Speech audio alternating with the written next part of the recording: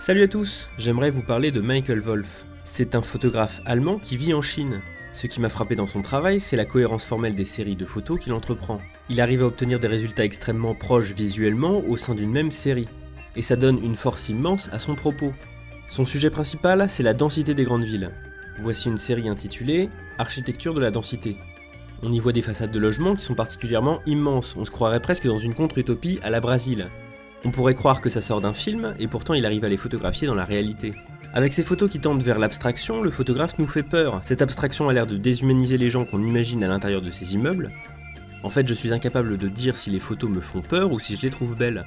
Entre la régularité des géométries et les couleurs subtiles, ces images sont objectivement satisfaisantes à l'œil. Et en même temps, ces immeubles sont particulièrement vertigineux. On ne voit ni le sol ni le haut, on a l'impression que ces constructions sont sans fin. Il y a une seconde série pour laquelle je voulais vous parler de ce photographe, la série Tokyo Compression. On y voit des personnes qui prennent le métro aux heures de pointe et qui se retrouvent collées contre la porte vitrée. Rien à voir avec la dernière pochette d'album d'Orelsan.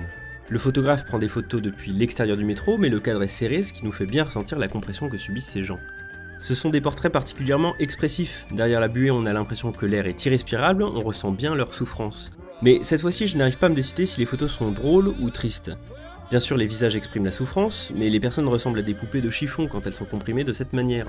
En plus de ça, la différence entre la souffrance de prendre le métro et ce que les gens expriment est un peu exagérée. Évidemment, c'est le choix du photographe de nous montrer ça. Il nous montre ces personnes presque comme des martyrs religieux, il les sanctifie. Les encadrements des portes renforcent d'ailleurs cette idée qu'on regarde des saints sur des vitraux. De ce fait, l'analogie entre des passagers du métro et des idoles religieuses tend au ridicule. Le sujet de Michael Wolf, c'est la densité humaine, et j'aime beaucoup la façon dont il traite ses séries. Il les aborde toujours avec un angle extrêmement aiguisé. Maintenant, les résultats sont si esthétisés qu'on a du mal à comprendre le point de vue du photographe dans certains cas. Est-ce qu'il dénonce cette densité, ou est-ce qu'il essaye de la rendre belle? Et finalement, est-ce que le travail du photographe, c'est de rendre beau tout ce qu'il prend en photo, quel que soit le sujet?